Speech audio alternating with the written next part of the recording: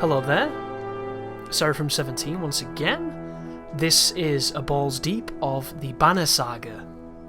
This is a strategic RPG slash adventure game that has a lot of visual novel mechanics, which if you're not too sure what that genre is, it's essentially a game telling you a story visually.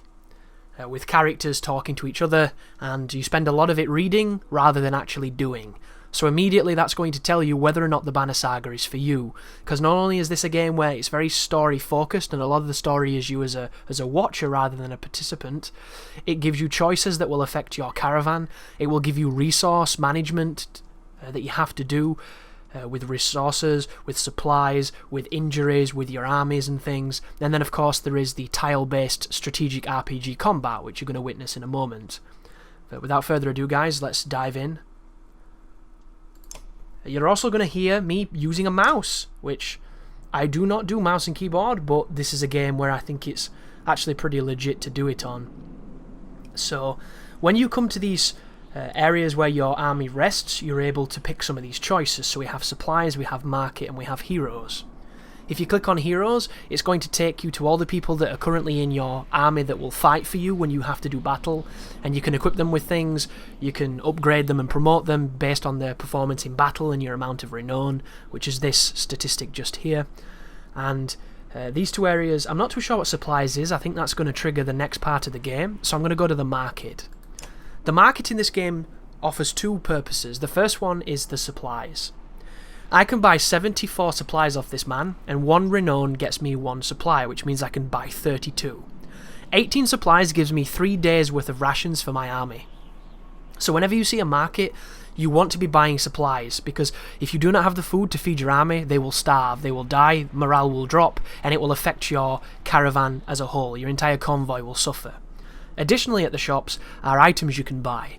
Each of these items are a different level, 1, 2 and 3, which means your character has to be of that level to use it, and each of them cost a different amount of renown to buy them. So we can buy all of these, and the first one is +2 to armor, which is a defensive statistic. This one's +1 to strength, which gives you extra life and damage. And this is +2 to willpower, which enables you to do a little bit more damage, / move a little bit farther, / use your special abilities. So I don't really want any of these, but I do want to buy some supplies, because buying supplies is kind of the bread and butter of this game. But I'm only going to buy a couple. Buy 12. That gives us a couple more days. We'll come off of this. Then I can go into my heroes to see if anybody's ready to level up. In the Banner Saga 2... Oh wow, we need to rest. Look at all these dead people. This is not good. In Banner Saga 2 they improved this, because next to the characters' profiles is a plus that tells you they can be promoted. In the first game, that plus doesn't exist. So when I click on Rook, he can be promoted, but the game doesn't tell me he can be promoted until I click on him. So you have to be way more intensive on your units in this particular game. We're all pretty low level too, so I should probably focus on rising the tide and bringing everybody up. She can't be promoted. She can't. He can. So Morgan can go to rank 2. So let's do that. It's going to cost 5 renown. We have 20. That's more than enough, or renown. It's going to build on his stats, increase his item rank, and improve his abilities. So let's confirm that. And then we get 2 points to spend here. If you click on these, it will tell you exactly what they do in regards to battle. So the shield down here. Does it not tell you? Wow. On the second game, it tells you what they do. So basically, this statistic at the bottom increases your player's ability to break armor. This gives you a percentage to dodge heavy attacks that are strength attacks that are inflicted on your life. This is, of course, willpower, which I explained earlier. This is your life and your attack, and this is your armor for attacks that don't hit directly to your life. So with this particular character, I want to bump up this because he is a shield breaker. We're going to use him to destroy some armor, and of course I'm going to give him a little bit more armor, so I'm going to confirm that. Then there's Rook, who can be promoted. Ivor cannot, so let's do Rook. This is the main character in the game. He needs 10 to do this, so let's do that. Oh no, sorry, he needs 15, my bad. I can't do that, so that sorts that out, doesn't it? How do I come off this? Go back. Right, we need to rest 3 days, which means I'm going to use the rest of my renown to buy supplies. And I just clicked on the wrong fucking thing. So this is introducing some of the moral choices that you're going to make in this game. Depending on what you choose will depend on the outcome, and it will affect you differently, sometimes positively, sometimes negatively, sometimes catastrophically. So Onef leads you to an inconspicuous building. This is them, he says to the handful of guards inside, who lower their weapons. In a concealed basement you find an enormous store of food and sundries.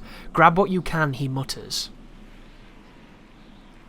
Okay, so, I'm not too sure of the context of what's here, but we get to choose now. So we can make multiple trips to get everything, we can take what we can and get out, or we can take what we can and destroy the rest. I want to be greedy here just to see how this affects us, and I'm going to do multiple trips. This could bite me in the dick. So hauling the entire store of supplies out of a basement takes more time than you expected. Each moment you imagine Eccles' men rounding the corner. Yells in the distance mark that fear becoming a reality. You get the others out and emerge from the building in time to meet them in battle. So we're fucked now, basically, guys, because I didn't have chance to rest my army. So what I'm going to do is I'm going to cheat. I am going to load where we just were and do exactly what we just did, minus I'm going to make my team healed, because that was a bad commanding decision by me, the commander. So... oh, it saved. Okay, that's not a problem. But I'll buy that anyway. So we're going to get all the supplies we can. We're going to rest 3 times in the tent if we can. We can't rest. I don't believe it. My team is fucking dead. And they won't let me rest. How very brutal of them. Okay. So let's pick a different option, guys, because I don't want to be fighting when all my team is dead. That's a bad, bad thing. Let's take what we can and destroy the rest. You have each person in the caravan come through and take as much as they can. It amounts to only a modest portion of the whole, but you don't have time to clean out. We got plus 80 to our supplies. As you're about to take off, you toss a torch into the room. That'll definitely get Eccles' attention, says Ivor as you escape the city with your ill-gotten gains. Billowing smoke rises behind you. Onef and his trusted fighters join you. So we avoided the conflict, and we got out there with 32 more warriors, and a bunch more supplies. But we still can't rest, which is a bad thing, so we're going to leave. We're going to get the hell out of Dodge. Outside the walls, things are a mess. Dredge are everywhere. Dredge are essentially, think of them like the locust of this world. They're this force of monsters that have come out of almost nowhere, and they're fighting the humans, and it's kind of this scourge that's taking over. But it's a little bit more complicated than that, but I don't want to say any more just in case you want to play. Fortunately, they're going around the hill on which Frostvella sits, heading south, and show little interesting following as you cross into the wastes. You're finally free of Frostvella, but find yourself facing new problems. You hope that whoever Ivor knows at Wormtoe is willing to help. So now the convoy is going to be moving again. And you're going to watch this as your army moves. And as they move, you're going to consume resources and it's going to take time. But I want to rest, so we're going to camp. The music is pretty fantastic too. You'll notice this face here says I've got good morale. Depending on what that face is depends on how it affects your army and depends on who starves and what have you. This is an optional piece of dialogue with him. But before we do any of this, I want to rest 3 times. It's going to increase morale and it's going to heal the sick and the injured. So now that we've done that, our army should be proper again, and we can talk to Morgan or Hogan, whichever one this one is. This is Hogan. Just take it easy for a while, people are noticing. Oh, they've noticed, have they? We're on the edge of dying daily and you want me to take it easy? Gods, I should be ploughing twice as many fields, you understand. Don't get us thrown out of this caravan, Morgan. It's not just you who suffers. Right, so you get married, have kids, now I'm supposed to settle down too, yeah? What happened to... The 2 brothers clam up as you approach. That's right, I've got a kid to take care of. Cool your head, Morgan. Hogan departs, leaving Morgan looking awkward. Rook, what brings you around? Just heard yelling, came to check it out. You come running every time you hear yelling, must be why you look so tired. Look, it's not secret. I like women, Rook. They like me. They like the scar. He's a ladies' man. Fair, forget it. Listen, all this death. Every night half the caravan cries itself to sleep. Pathetic. Come on, Rook, be honest. This is good living. Half the world just tilting soil till they keel over. What kind of life is that? We're lucky. You could go your whole life with no goals, no purpose, nothing to fight against but boredom and hunger. I'm glad for all of this. He likes the conflict. I get what you're saying, you crazy man. Look at it like this. We're fighting to the death almost every day, yeah? You can curl up in a little ball of fear. You can go hide in the woods eating nuts and appreciating leaves or some nonsense. Or you can enjoy the struggle. Know which one I pick. Anyway, just so you know, I'd never go for a let. Promise you that. Or leaf, all yours. So he's not going to bang my daughter, and he's not going to bang the girl who I banged in the second game. Well, that's good to know, dude. If you did, I'll fucking slit your throat. You depart and show whether your opinion of Morgan changed for the better or worse. So these are little character moments that let you get to know your army and your team a little bit better. And as you noticed just then, the writing in this game, it's by no means Shakespeare, but it's good. It's solid, it's grounded, it's funny, and it's serious, and I like that. I like the fact that it's taking itself serious, but it can also jest as well. So there's a lot of qualities, I think, to the writing in this game. And if you can't tell by my tone, I really like these games. But they're not for everybody, guys, so you need to be aware that you spend a lot of time watching an army march and making tough decisions as a commander. And then when you get into combat, it's straight out of Final Fantasy Tactics or something. It might not be what you expect. But this game is beautiful. It's so beautiful. It's such a fantastic aesthetic. The flurry of snowfall seems to come out of nowhere and quickly thickens until you are unable to see the man in front of you. You shout out a complete halt, but the screaming winds drown out the sound. A day passes before the blizzard abates and clansmen start to reappear from the snowdrifts. Did we lose people? It quickly becomes apparent that not everybody is where you last saw them, and a quick search of the area is not enough to recover all the missing. So right, we're missing clansmen. We have a choice here to continue onwards, to try and find them, to risk other people trying to find them, or to give up on them, basically.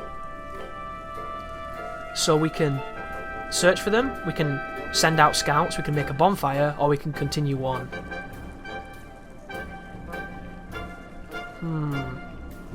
I think we should make a thorough search. I don't want to make a bonfire because I don't want to stick around too long, but we should at least look for them. I feel obligated to. We need to train them as well. I don't have enough fighters and I have a lot of clansmen. Let's make a look for them. It takes time to establish proper search teams, but you devise a way to quickly cover as much ground as possible. After a full day of searching, you find many survivors, but your successes are dampened by a number of frozen bodies and others who have simply vanished. Disheartened, you return to travel. So we're going to lose morale here and we're going to lose clansmen. So we're going to camp. We're going to rest to bring that morale back, because we've got the supplies to do it. We're going to have to rest twice, though, because this game's a bit stricter than the second one. We're going to go into training to see if I can train my army. If this just lets me spar and I can't actually train my army, yeah, that's exactly what this is. So, the training is good because it enables you to do the combat without repercussions, and it lets you learn how to play. The problem is, on this game, it doesn't give you any benefits like it does on the second game. The second game improved this mechanic so much, because not only could you promote people without risking full threat combat, you could also learn how to play the game and learn how to use characters better by doing these challenges. Unfortunately, Banner Saga 1 doesn't have that, so I'm not going to indulge this at all. I'm going to end the training. I don't know if I can train my army on this game. It might be different, so... we'll have to forge onwards, sorry guys, but you're going to see some combat. It might just take a couple of days to get there, of travelling in the game. You don't have to be so far out on this bit. I like to be far out because I think it looks beautiful. You can zoom in if you want to, much closer, but I love how it looks at distance. The caravan is buzzing with worry. In the distance, someone has spotted a large number of dark figures following you. "The Dredge!" cries one woman, but something about it tells you they don't quite look like Dredge. You know what this reminds me of, these games, and I think why I like them so much? Did you ever read Goosebumps books when you were a kid? There was those very specific ones where you kind of controlled the story, and it was like, do you go through the door, or do you stand your ground? Turn to page 21. And almost all the time, you turned to the page that you picked, and you fucking died. You died every time. Unless you were super savant lucky or something. This is what it reminds me of, and I think that's why I like it, because I haven't done anything like this in such a long time. Gods be damned, chokes Onef, standing on one of the carts to get a better view. Worse than Dredge. That's Ekil. The news spreads throughout the clansmen like wildfire. "Ekil, why would he?" starts Odaleaf. "Unless he's after you, Onef." "He's insane," interjects Onef, "and unpredictable. That's a good number of fighters with him. Your mind races considering what to do. So we can outpace him, we can dig him for a fight, we can lead a charge, keeping him away from the caravan, we can try to work things out peacefully. That ain't gonna cut it, because this dude's a lunatic. These could do it, but I want to fight because I want to show this game off, and I don't want to be doing this for 50 minutes, as much as I fucking love this game. And I'm contemplating making a walkthrough for the second one, on hard difficulty without ever losing a fight, because it's free on Xbox One, so maybe a lot of people will have it and it could do quite well. But I'm under no illusion, this is a very eclectic game, and it's not for everybody. Get ready, you shout, turning the wagons to form a wall. With weapons drawn, you wait. Eventually you hear a shout on the wind. Rook, my good friend, we come to parley. He throws his weapon on the ground and approaches alone. Oh, I don't like this. Why would I believe a word you say? Look how crazy this guy looks. Rook, we were good friends, what happened? Look at him! His eyes are all twitchy and shit. He's tapping his fingers, there's a slight breeze on his coat. You tried to kill us, just go back to Frostvella and leave us alone. That's my daughter. She looks like she's kind of got prominent front teeth, but I just think that's an unfortunate result of cartoon-like drawing. Stylized characters. Ah, Rook, it's your pretty girl. I'm glad nothing happened to her. With the dredge, I mean. This guy's a dick. My friends, how could I forget everything you've done for me? Just kill this dude. Throw your sword at him. Broke into my city, took my warriors, took my food, and then set the rest on fire. That was a nice touch. Took one of my best men. How are you, Ornef? Do they treat you well? He's fucking slimy, this guy. Shove it up your ass, Echo. If you came out here to kill me, let's get it over with. Nothing like that. You must think you know me, or people like me. What did Ornef tell you? I'm crazy? I haven't survived because I'm crazy. I did what had to be done to make it in Frostvella. The only mistake I made was you. What kind of man are you, Rook? You look like an average man to me, a man worried about his daughter, maybe, just making his way. But then look behind you. How many people is that? They follow you. Fight for you. Why? What kind of man are you? I'm a beast. I'm doing the best like everyone else. I'm the kind of man who does what needs to be done. I like that answer, but that kind of means like I'd fuck someone else's child if it meant that we could feed the army, and I don't want to fuck children. It's wrong. So I'm doing my best. We're all doing our best. Why are you their leader? Why do they all look up to you? It's because I got a massive dick. Why do these people think you are? You saved them. You're a hero. That's more important than who you really are. What's your point, Ekil? Jesus, this guy's long in the tooth. I'm your prisoner, Rook. Bind my hands. Frostvella is done. I can't survive there, thanks to you, my good friends. The guy's so creepy. You may not have cut my throat, but you sentenced us to death. Yeah, fuck you. I don't believe that's who you are. Is this some kind of apology? You can't trust me, I know that. Take me and my men as prisoners, if that's what it takes.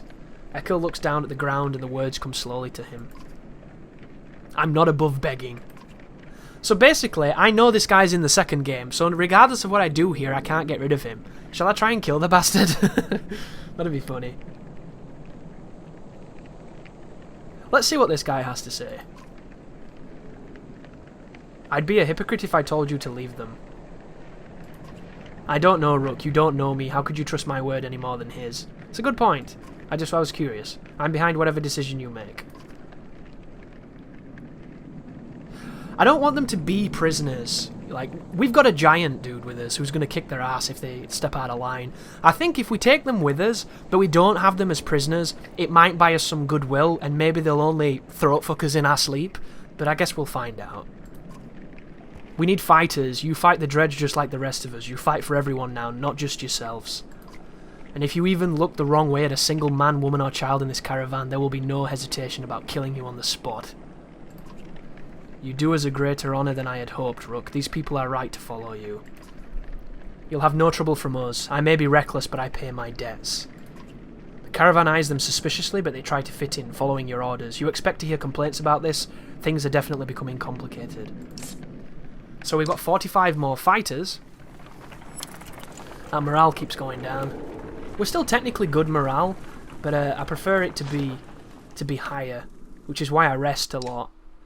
Of course, if you're going for the achievements for getting to certain places in a certain time frame, you do not want to be resting as much as I'm doing, and you want to save your supplies, because oftentimes in this game, when you need supplies, choices will happen that get you supplies if you pick the right thing. So this is us approaching one of the Godstones. This is a prominent mechanic in both Banner Saga games, where you have these little moments where you interact with some kind of monolith that has a lot of history behind it. You find a surprising number of people camped out at the Godstone. They've been here quite a while, ever since the sun stopped. Apparently they think Radomir, the sun god, has come back, and they're worshipping him despite the bleak environment. They welcome the caravan, mingling and swapping stories with the others while you rest. They have almost nothing of value to trade, but their leader approaches and offers to let you join in their tribute. Ask what their tribute involves. Glenfury, one says, showing you a golden liquid in a silver bowl. He places some on his chest, which almost sounds like it's sizzling, and explains, though, through clenched teeth, it's a gift from the sun god, an oil that burns like the sun and lets them see things clearly. Shall we do it? That sounds fucking horrible. I'm going to see if anybody wants to do this. Not surprisingly, you find no takers. You wonder how devoted you'd have to be to go in it for yourself. Yeah, fuck that shit, that's crazy. I'm not giving myself third-degree burns for some religious wacko. Let's touch it. Nobody can really agree on what Randomir looked like, as fond as he was of his own isolation. He never directly contacted humanity. Most think he was a serpent that lived in the sun, and it's not uncommon to hear speak of seeing the tail of a great creature slipping through the thin clouds on a sunny day. Radomir was always one of the lucky gods, the kind who people thanked for good weather, healthy livestock, and a good harvest. Despite all that, the biggest mystery has always been how his godstone came to be found at the bottom of a dried-out lake. After some rest, you continue on. The sun god worshippers are keen to stay, so you pack your things and return to the road. So interesting, that didn't go like it normally did, but we didn't lose anything, which is okay. Hopefully we'll get into a fight and I can show you some combat. What about Ju-1? What's with the circling birds? Yeah, this game looks way better like that. So good. It's running at 100 frames per second for some reason. I wonder if that's just native to this game. Several people have noticed black vultures circling above the caravan, taking advantage of the light snowfall. They pose no threat, but they have a visible impact on the mood of your clansmen. Well, they're almost like a portent of death, aren't they? Carry-ons. The next time you look back, Odalith is firing arrows into the air, which nearly tagged the birds once or twice. Get lost! No dead down here, she shouts to nobody in particular. Let's join her. Let's shoot some dudes. First person to knock one of the sky gets their wish granted, you announce. Several of the caravan give it a try, including Alette, enjoying the sport and turning around morale. It's no big surprise when one of Olaf's blue-feathered arrows brings down a bird. Well, she does look kind of elvish, even though she's not. You know, says Odalith, scanning the caravan, a lot of these women, they could do this. You can tell from the look in her eyes she's excited about the idea. I think I'm going to start training them how to fight, she says. That sounds like a great idea. Tell her you think that women are trash. Become the sexist you've always wanted to be. We can always use more fighters, you tell I keep calling her Odalith, but there's no L. That's Odalith? Odalith? I can't even say that. Odalith? Weird. I like Odalith, it made sense, but I've added an L into a name that doesn't have an L. It's one of those weird things my brain does, apparently. I'm going to call her Odd. There you go. If Alette is any proof, you know how to train someone with a bow. What the fuck? She does have an L in her name. There's a typo. This is crazy. I'm not insane. Oh, I'm so happy I'm not insane. It is Odalith. Or Oddleaf. I give it an E as well. Order. I give it like an extra weird bit. It's Oddleaf. Her name is Oddleaf, but there's no fucking L in that one. Gives you a smile. She heads off to some of the women in the caravan, showing them the vulture she shot down. Oddleaf. I kind of like Odalith. I don't know what it is about reading things a specific way and pronouncing them incorrectly, yet having a fondness for the incorrect pronunciation. It must be a personal thing. Everybody does it though. Everybody has that one that you just do weirdly. Harsh words from one mother to another draw the attention of the entire caravan. My daughter marries Ragni or no one. That reed-thin tramp you call a daughter won't provide sons. The insulted mother bares her teeth ready to attack. Explain yourselves! Ragni chooses my daughter on his own, the insulted mother says, but this one thinks I have something to do with it. Launching forward, the first woman flails wildly, shouting, liar. The women are separated and eventually calm down, but you worry that this is far from over. Okay. Maybe we should have let them fight. Bitches be crazy. So supplies are getting a little bit low, and there doesn't seem to be any cities in sight for the Hope of Market. We don't have any renown to buy any resources, so it'd be really nice if those 451 clansmen could go and hunt something. Find some fucking berries, brah. Or something. Someone's been nicking extra goods from the supplies, a concerned woman tells you. Counted these myself yesterday, no mistake. This keeps up, we'll all be starving before long.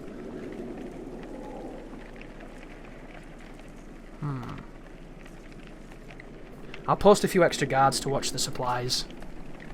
To deter any further theft, you discreetly place some trusted guards by the caravans. You hear a few people casually point out the extra manpower, but nobody seems to raise an alarm for now. Fuck 'em! Stealing food. I'll kill you on the spot. Here we go. Wormtoe. We still don't have any currency to buy with. Wormtoe was never the kind of place someone would build a town. Fittingly, the Var living here aren't known for welcoming visitors with open arms. Oh, interesting. This is an area with giants. But as you just heard there, every so often, there is a dude with a cool accent who starts reading some of the lines for you, which is a pretty nice touch. Doesn't happen all that frequently, but when it does, it's quite nice. The Val find you before you see them, not surprisingly with this many people behind you. With weapons drawn, they demand to know why you're here, but you back down when Ivor tells them he's come to see someone named Krumer. Oh, it's that dude! One-eyed guy. Or maybe he's just got a milky cataract, I'm not too sure. Well, I'll be damned. Krumer, it's been a long time. Yeah, it has. So what brings Ingvar to Wormtoe with his very own village of humans? Can I place the spacebar to do this? I can. Bad news. Dredge are coming down from the north. We barely made it this far. That is dire news. Come on, we have food. We'll discuss more in the mead house. Awesome. As you follow the old Val into the meagre town, you catch him quietly saying, if it were anyone else... Ooh. They would have killed us. I've talked with the warriors here, I'll be honest with you. Half want to go north and find out what happened at Blotzbalke. Some think we should go to Grofheim instead.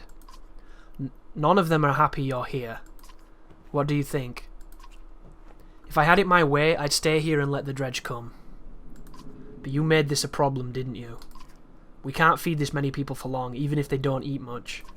This is a Val town. Most of us take care of ourselves. You've got women, children. We could pitch in, make this place livable. It doesn't work like that. These Val are here to get away from civilization, not make one. It's Krumer's call. It won't be long before Dredge are here too. No, it won't. If there's one thing we should do, it's tell Jorunde what's going on. Who's Jorunde? Val King. Well, as close to one as we have. Ingvar, where'd you find these people?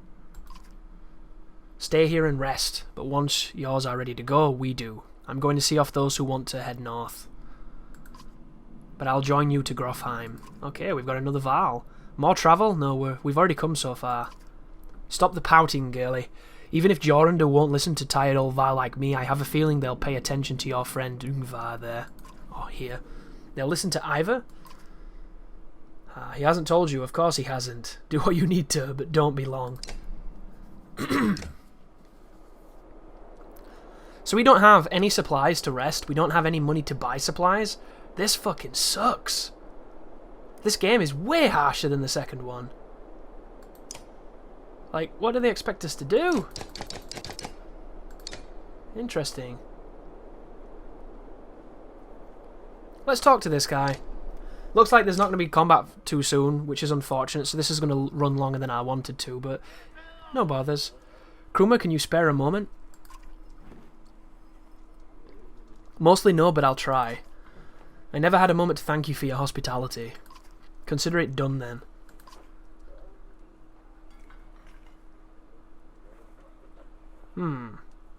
How did you get all these people to follow you? Respect, young one. After the Second Great War, wasn't much for me left to do, so I started training other Val to fight. Got tired of that, made a place in Wormtoe. They still come calling, even with no wars to speak of. Seems like that might be changing though, don't it? Okay, so I already know all these things, so I'm going to leave him. Take care, friend of Ingvar. Ingvar. I have no idea how to say that. I don't come from these places, god damn it. Let's leave.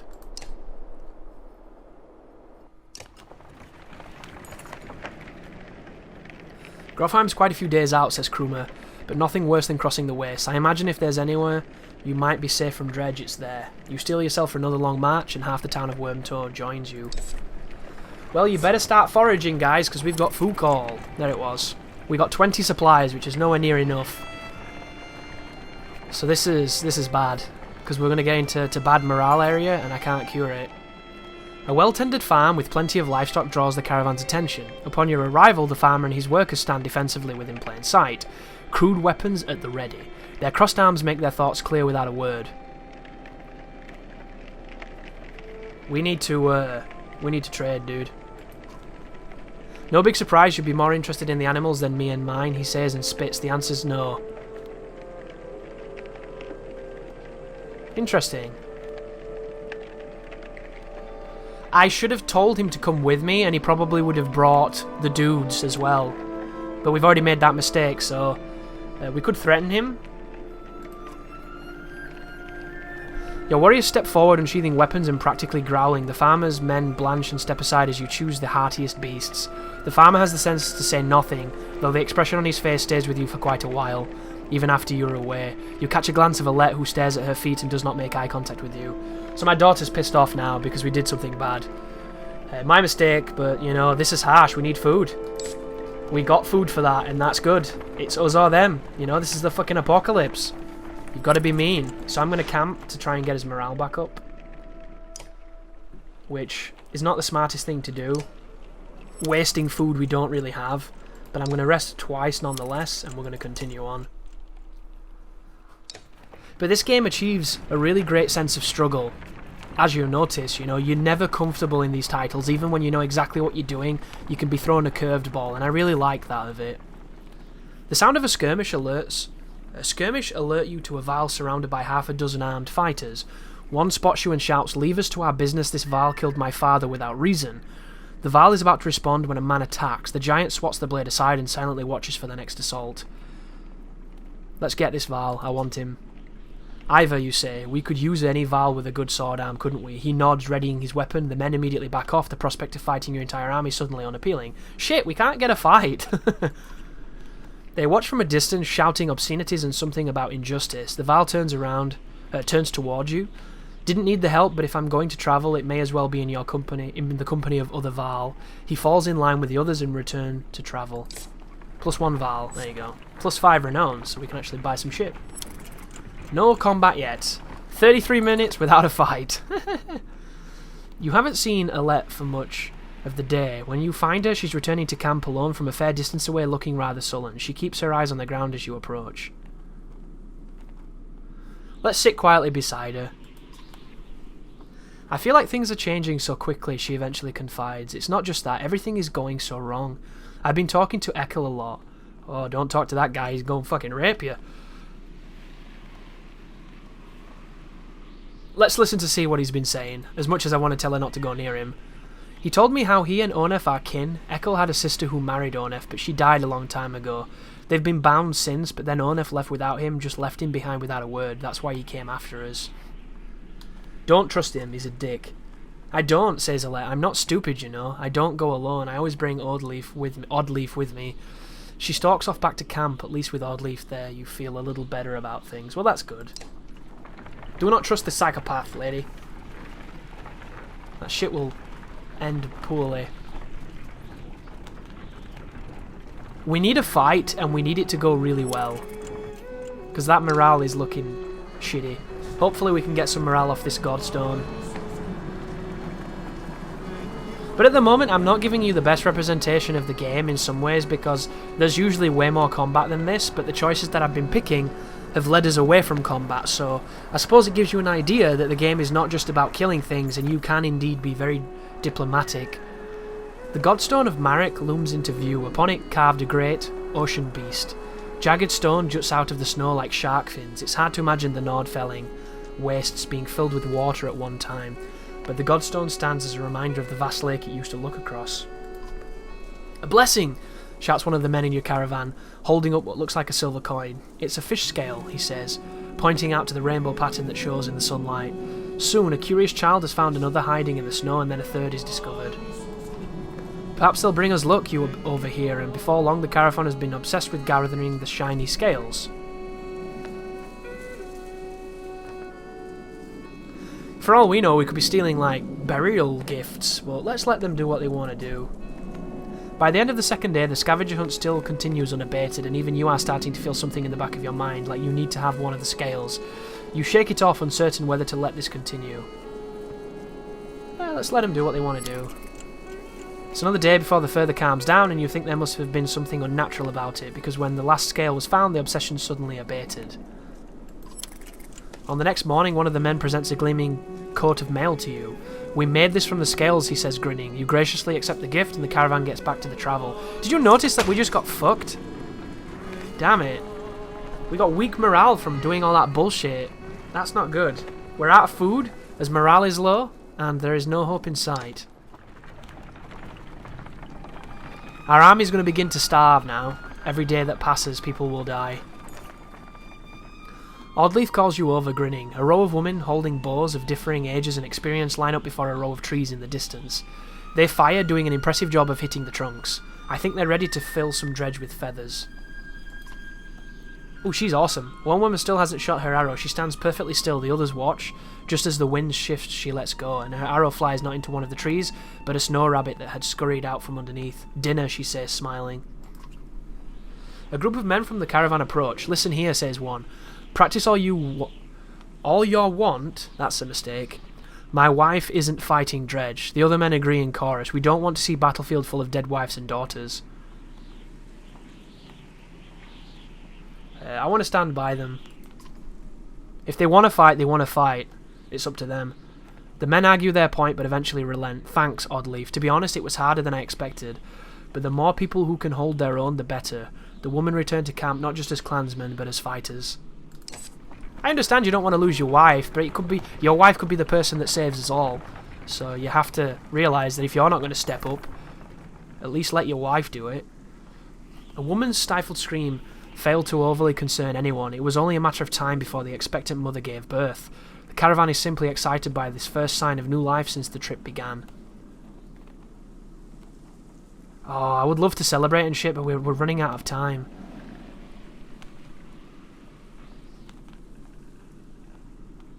Let's do that anyway. It might improve morale. When the baby's cries replace the mothers, that makes sense. The entire caravan cheers. You raise your drink to the family, saying, "Tomorrow we rest and feast to strength and long life." Again, everyone cheers, glad to forget their worries for some small time. So we got some renown, we got some supplies, and the Vals are starving, and the clansmen are starving, and the fighters are starving, and more Val are starving. We're starving. You hear a whistle on the wind and spot a line of Val far up ahead, heading toward you. Behind them is a swarm of dredge and a trail of bodies. Leading off into the distance, "Get down there," barks Kruma. Are we fighting? I would love to fight. There we go, more people starving. "Don't let them spread out," shouts the lead Val as you approach the battlefield. Soon you almost regret finding yourself fighting alongside them, facing off against a daunting number of dredge. So finally, guys, we have combat. Dredge line the battlefield, weapons drawn. A fight seems inevitable. Inevitable? Inevitable. You take a quick head count. There must be at least 154 of them. You have more, thankfully. The two forces are about evenly matched. There is no guarantee of victory here. Get him! Fucking kill him! And now we get to fight. So this will be tricky because it's a war, and wars are more challenging. Oh, our team is so low level it almost hurts. What is your statistics, Kruma? 11, 13. That's not too bad. What are you? 15 and 10. Interesting. Let's use Fasolt. I've seen him before. I want to take out Hogan because he's level 1. And I want to dump this guy in because he's a Val, and the Val are like tanks. I can't believe how low my team is. This is crazy, dude. We've been playing this for 40 minutes. Oh, it's another one of those interesting, you can't set yourself up correctly levels. So at the beginning of a fight, you can move your team around on these blue squares, and you can have them set up how you want. These guys here, they're the trouble, the big shield dudes. These are assholes, but they're not that dangerous. They just annoy. It's these guys that are going to be the killers here. So we want the big dudes to occupy these, and we want the archers to cause mayhem from over here. Because these cannot survive an attack from these big people, so they need to be away from them, basically. So, as morale is kind of low, so we're being affected negatively, but it's not to worry. Let's move Ivor into this guy.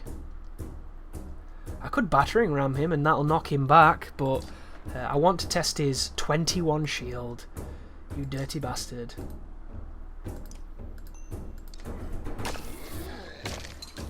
Look at that, that was great. So when you attack people's shield, it lowers their defenses on their life. If you attack directly on people's life when they have high shield, there's a high chance that you will miss. So you want to, depending on the damage and what it tells you the damage will do, what does that do? Taunt, causing them to attack you. That sounds pretty good, but I can't do it because he's not in range, which is unfortunate. So we'll end our turn as this guy. They're coming for us, which is exactly what we want. And now with these guys, we can proceed to get rid of these people. Rook is both an archer and a close quarter fighter, so he's really, really good. He's a problem coming that way. Hopefully Hogan or whoever this guy is can sort this out. He has to be really close to hit them, I didn't know that. So let's put him here. Hopefully he's got the bloody flail, and we can get rid of some of this guy's armor with it. Look at that. That move is so cool, dude. It hits both statistics and it hits it repeatedly. This is bad news because they're lowering our damage, but thankfully he took that like a champ. So what can Oddleaf do? She's got Rain of Arrows, which I really don't like that move too much, it must be said. So I can't do much damage to this guy, so I want to break his shield. Break some of his armor so the next person that hits him can do more. That's my logic here, but unfortunately she's not very strong in this game. In the second game, at this point of a campaign, I would make her incredibly strong, but this game, not so much the same. Don't have Slag and Burn with this character, so instead we're going to move to here, and we're going to have her shoot him and continue to... Oh, she has Thread the Needle, damn it. I could have moved there and done this. So once again, we're going to lower this guy's armor, so that hopefully the next hit on him can kill him. Big guys are coming. That's 5 damage to his life and 5 damage off his strength. That is bad news. Bad news, bears. Can we move there, please?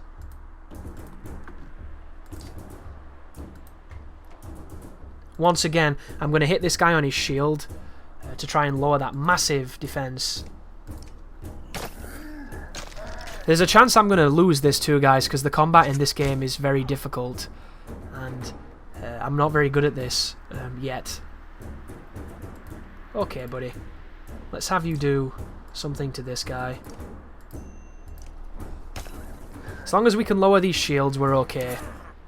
And as long as they don't strip us of too much strength... Oh, that looks beautiful. Look at the 9 damage on that slinger.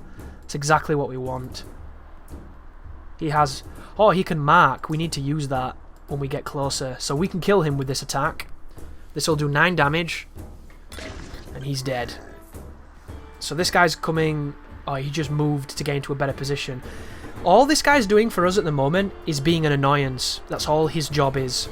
He's not here to do anything but take hits for us and be annoying. And it sucks to sacrifice a unit like that, but it makes a lot of sense in the grand scheme of things. Because turns where they're not attacking useful people is a good turn in my eyes. So we can kill this guy now, which is awesome. And that gets rid of his long-range dick. Slinging that dick around like he owns the place. He's still alive, awesome. And then Alette can thread the needle here, I believe. I think she's in line to do this. Let's have a try. Thread the needle? I don't know how much damage this does. 3 armor damage or more, apparently. So let's check this out, shall we?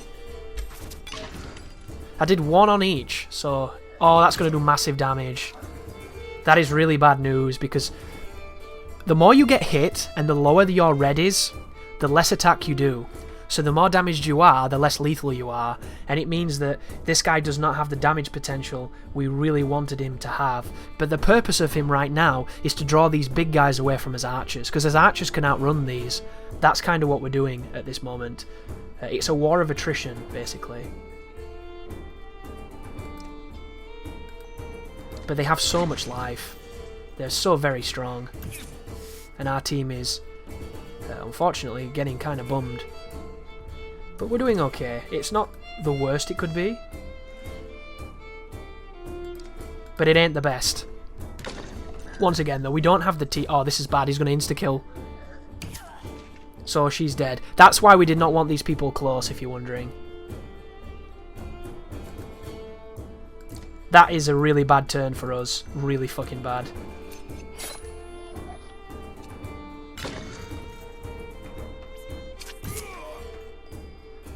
So bad. In so many ways.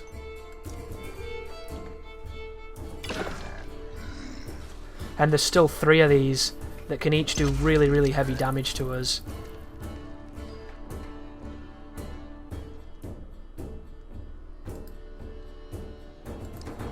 No.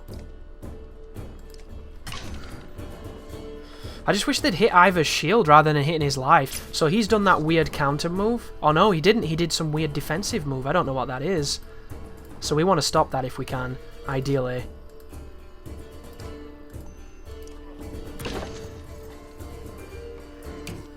That's 1 damage, and he did a bunch of armor damage.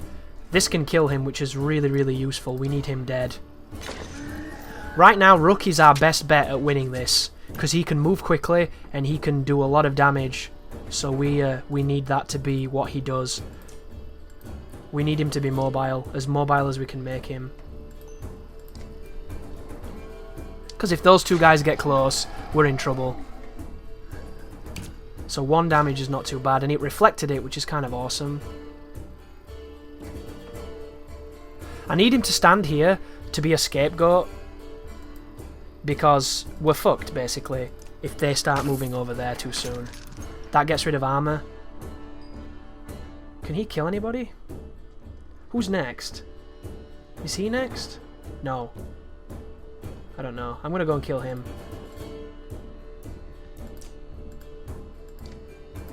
Bye. Oh, he was next. Okay. So he's going to attack. He's got 1 life left. Look at that. You see the 12 damage? Oh my god, that's so fucking sexy. Because we broke the armor, we're going to do this much damage now because our strength is high. So as long as their armor's dropped, we can do really good damage. And that's what we were doing with these big fellas. Get rid of their armor, kill them with the archers. Really oh, he's dead now though, unfortunately. So she can't actually hit any of those people. So what we'll do with her is we'll use the rain of arrows, and we'll try and stop anybody getting too close. So I'll put it just there and see if anybody challenges that spot. I don't imagine they will, because they'll go for the shield guy first. And the shield guy's still sticking in there doing God's work, so I'm really happy about this dude. I want to use the horn for some extra damage off him, but I don't know how many he can do because of his stats. Which is to say I don't think he can do much. No, 1 second. Oh no, that's fine. If you move onto those yellow blocks, you will use willpower, which is useful if you want to get away from something or if you want to get in there. Not so useful if you want to do the damage.